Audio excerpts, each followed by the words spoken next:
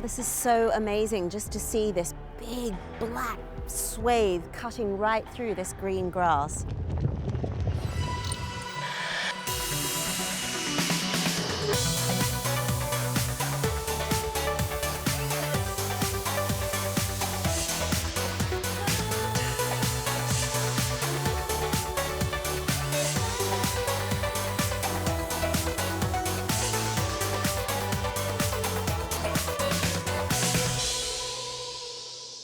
Hello and welcome to The Travel Show with me, Carmen Roberts. This week, we're on Hawaii Island.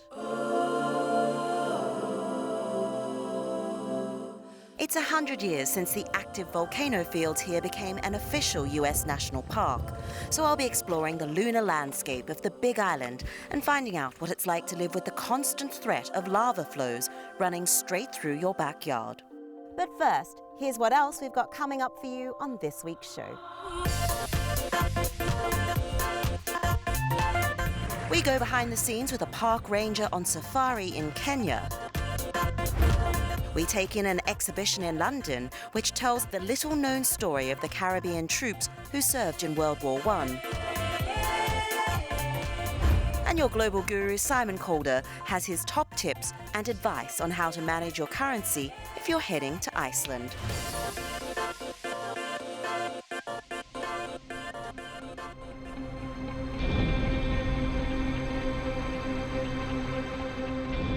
Hawaii Volcanoes National Park is a vast 1,300 square kilometre World Heritage Site and is located on the southeastern side of Hawaii Island.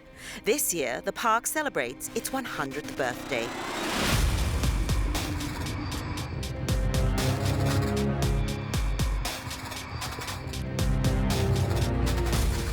The lava is rising inside the Halemaumau crater, a crater within a crater on the Kilauea volcano. It's considered one of the world's most active volcanoes, and it's putting on a show for visitors.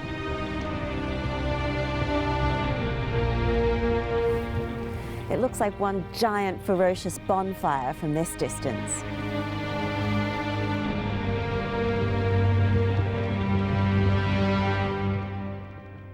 While Halemaumau is the main attraction right now, there's a lot more to see and do. So earlier in the day, I took a guided tour. Hi, you must be Eric. Yes, very nice to meet you. Welcome to Hawaii Volcanoes National Park. Thank you. Oh, we're glad to have you today. Beautiful weather. Established as a national park in 1916, it's at an elevation of over 4,000 meters and home to two active volcanoes, Mauna Loa, which last erupted in 1984, and of course Kilauea. We're looking down into Kilauea caldera. The floor of the caldera is about 300 feet below where we're standing here today. So this is the main active volcano here? That's right. We're looking into the heart of Kilauea volcano. And this eruption's been going consistently since March of 2008. There's no signs of it stopping at all.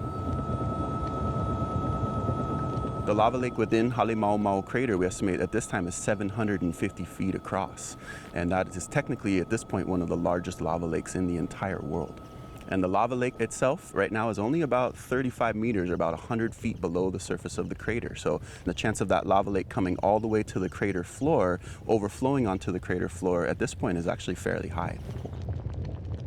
So Eric, how unusual is it to have a volcano still erupting since 2008? Well, worldwide, it's fairly unusual, but the thing to note is that out on the East Rift Zone, about 9 miles off the true summit, we have a flank eruption that began January 3rd, 1983.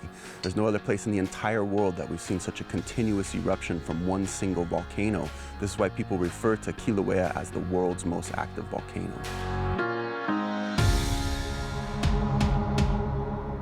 The park is home to 7 ecological zones, from seacoastal areas to rainforests to subalpine terrains.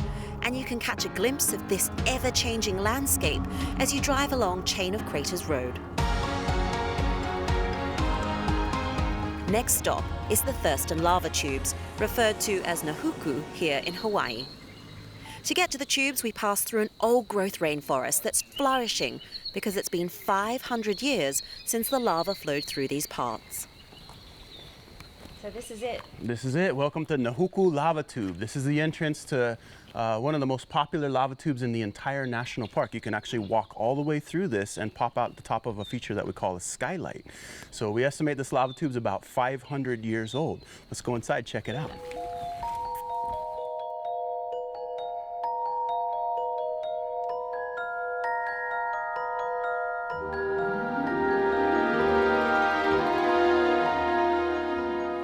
Wow, it's so big. I expected it to be a lot smaller. Isn't it incredible? Yeah, lava tubes, they come in all shapes and sizes. Some are 3 stories tall, some are so small you actually have to crawl on your elbows and knees as you maneuver through. So how are they formed? Essentially, they start as surface flows or rivers of lava that actually crust over from the edges. In some cases, that crust meets in the middle, and that forms an insulated conduit that allows the lava to travel long distances. So you imagine if we didn't have lava tubes, only these surface flows, the lava might advance only a few hundred yards and then freeze up. But these lava tubes is what keeps the lava insulated and allows it to travel all the way down to the ocean here on Kilauea. We emerge through a skylight, essentially where the roof of the lava tube has collapsed. An important reminder to stay on the designated path. A bit rocky. Yeah, watch your footing out here.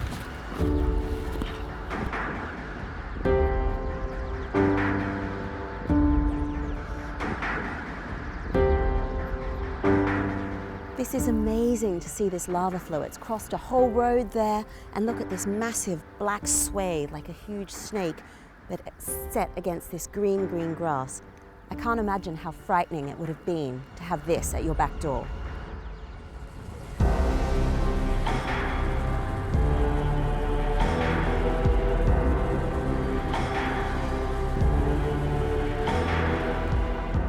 As we approach the town of Pahoa, we can see where the National Guard insulated the power poles as the lava approached. We can also see where a ranch was destroyed.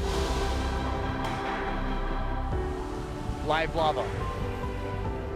Kiahi Ben is a Pahoa resident who, rightly or wrongly, came face to face with the lava. Lava flow. So what was it like filming the lava when you went up there? It was hot. But when I went to the lava, it was almost like a spiritual connection, to be honest. When you look at it, you know damn well you're looking into creation.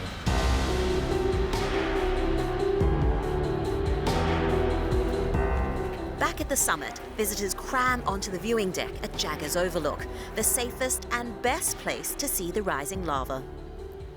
So it's gotten quite cold as we're waiting for the sun to set, but if you listen very carefully, you can hear what sounds like thunder in the distance.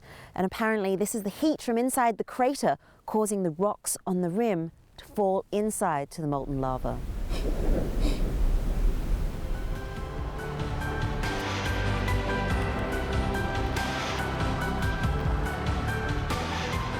Cool, man. Nice one.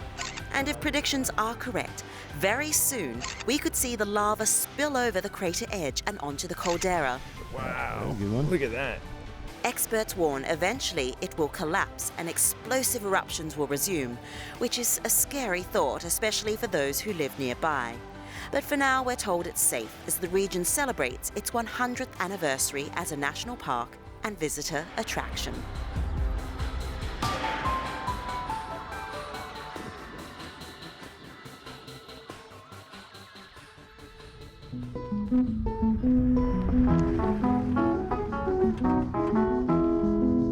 Next, our regular look at the faces behind the places. This week, we're in Kenya on safari with a tour guide at the Maasai Mara National Reserve, a place best known for its vast plains and lions.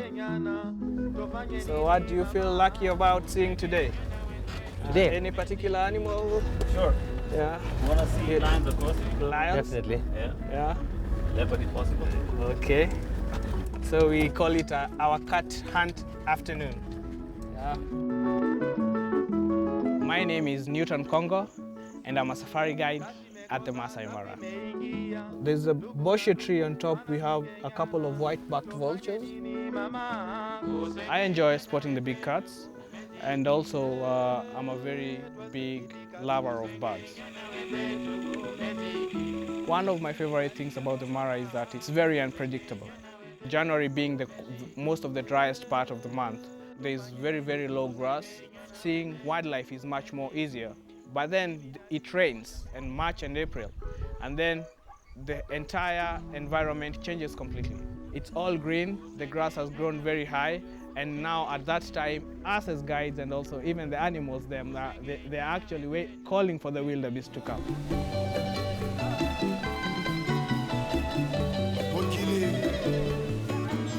At least once a year, the wildebeest will migrate from the Ngorongoro, which is their calving site, go up north the Serengeti, cross the Mara River, which is considered to be their biggest obstacle because the Mara River is crocodile and hippo infested. The migration starts as a drinking.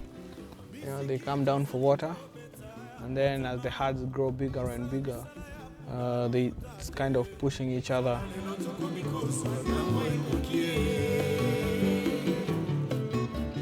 Wow, check this one out. This one is lost, isn't he?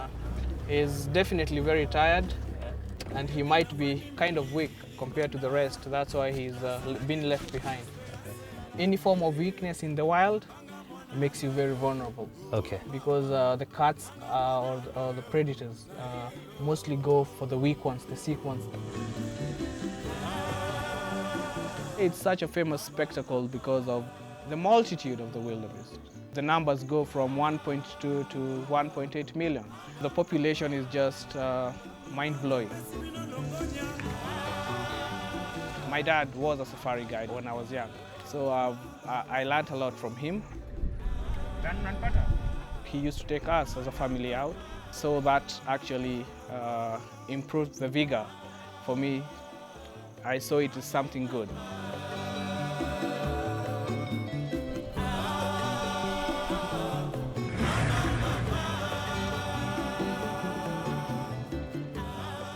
Well, stay with us because still to come here on the travel show,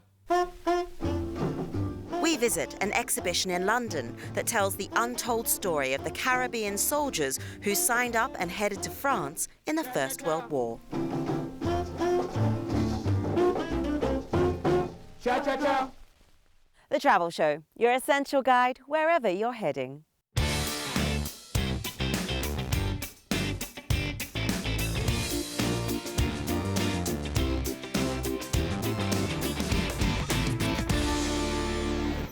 Welcome to the slice of the show that tackles your questions about getting the best out of travel. We're off to explore Chile shortly, but first, with political relations warming between Washington DC and Havana, many travellers have been expecting easier links between the US and Cuba and asking, can I take a ferry from Florida to Havana? Well, last year the US Treasury granted licences for a range of ferry links across the Florida Straits to Cuba from ports including Miami and Key West, but the logistics are taking longer than anyone expected. We'll let you know when they start. Meanwhile, there are dozens of charter flights each week between the US and Cuba. Next, Nicola Mackay is looking forward to 2 weeks in the country that occupies the ribbon of land between the Andes of South America and the Pacific, Chile. We've got 2 weeks in Chile, we've booked a trip to Easter Island, but need some advice on what else to do. We hear that the buses are luxurious, but are struggling to find any information online. Nicola, if you're going to Easter Island, which is both scenically spectacular and historically fascinating, then you'll be flying from the handsome and friendly Chilean capital, Santiago, a city well worth a couple of days. Close by on the coast is the multicoloured and scenically dramatic city of Valparaiso. The winelands around Santa Cruz, south of Santiago, are rewarding, and further south, the town of Temuco provides a dramatic gateway to the Andes. I suggest you save the spectacular terrain of the Torres del Paine and the Atacama Desert with its blinding terrain and amazing astronomical opportunities for the next trip. The luxury buses in Chile are indeed some of the best in the world, but to save time, you might want to take the 80-minute flight back to Santiago rather than retracing your steps overland.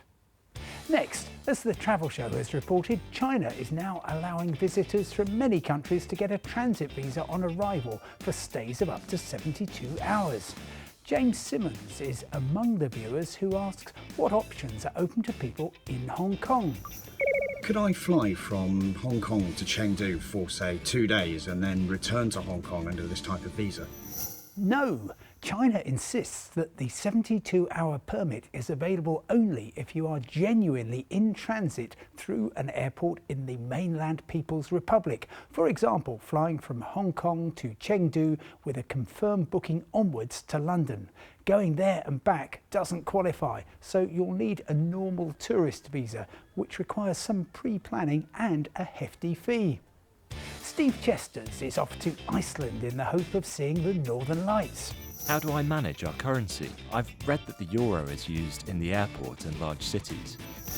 With fewer than 1/3 of a million people, Iceland is pragmatic about foreign currency. The euro is widely accepted, and some traders also welcome the US dollar and the British pound. But for the best rates, I stick to the local currency, the Icelandic krona. There's a huge credit card culture, and I pay for as much as I can with plastic using a credit card without foreign exchange fees. But I'd also change a small amount of cash into Icelandic krona for essentials when only real money will do. We're always delighted to hear from Travel Show viewers. Just email thetravel@bbc.co.uk and I'll do my very best to answer your questions. From me, Simon Calder, the Global Guru, bye for now and see you next time.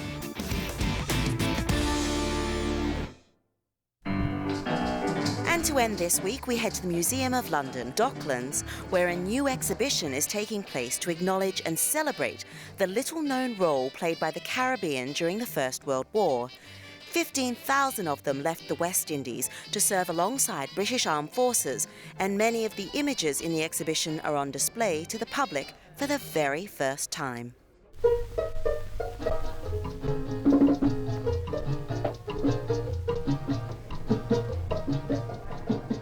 I think it's terribly important that we have an exhibition on the Caribbean's Great War. Like Waterloo, people simply do not know that West Indians participated in these conflicts and showed patriotism to their mother country. Come along, everybody, come and hear what I have to say. This particular photograph is one of my favourites, where we have a contingent of men marching down Whitehall in their greatcoats, as I believe armed against the British weather, probably for the first time. There was a fascination about these soldiers in that they were different. They were physically quite shocking in that they were very sort of tall and strapping and athletic, and that really went down very well with many people, the ladies included. My grandfather was Aubrey Newman. He had a brother as well called Verrill. They came from the area in Jamaica called Manchester, and they enrolled as volunteers, and I think they actually went to the World War in 1917.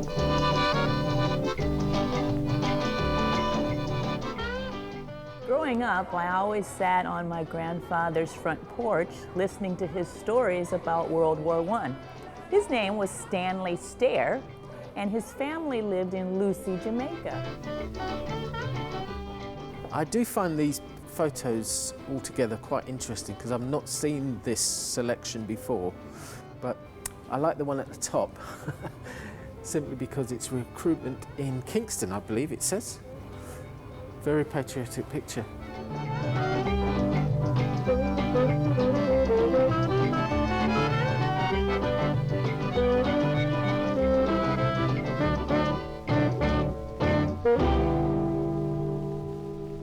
These men and boys, if you like, joined up because of a sense of patriotism towards their king and mother country, but also I think for economic reasons. It was another opportunity for them to secure their future and also to see the world.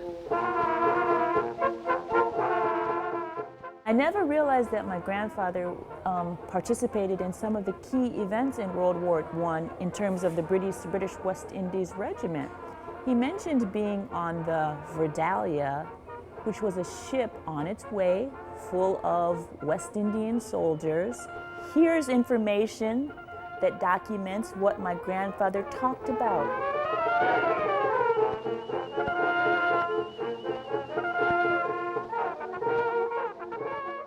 My grandfather often talked about how he joined with his friends, but many of them didn't return with him. See how the ship was diverted to Nova Scotia? Because, oh, they said a blizzard, but I heard it was a German submarine. And many of the troops suffered frostbite and had to return home. He didn't get into combat because the West Indian Regiment weren't allowed to have arms. So he was used in what I found out was called the lines of communication, which sounds wonderful, but actually is digging trenches and kind of moving the missiles and other bits and pieces around.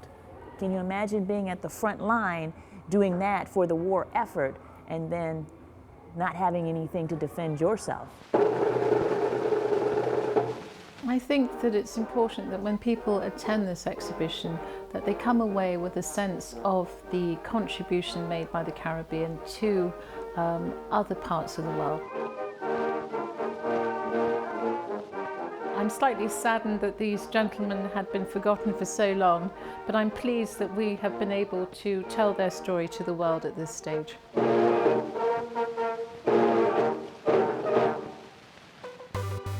And the exhibition of the Caribbean's Great War runs until the 2nd of May at the Museum of London's Docklands in the UK.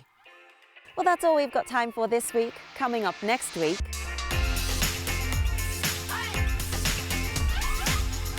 we head to Canada to explore an area of Newfoundland that's been nicknamed Iceberg Alley and meet some of the people who work there. That's too big for us. That's a danger berg there. You can flip over or roll at almost any time. Well, I hope you can join us for that if you can. In the meantime, if we've awoken your travel bug, you can find all kinds of destination inspiration on our website, bbc.com/travel show. And we're all over social media too. The details are on your screen now. But until next time, from me, Carmen Roberts, and the rest of the Travel Show team here on Hawaii Island, it's goodbye.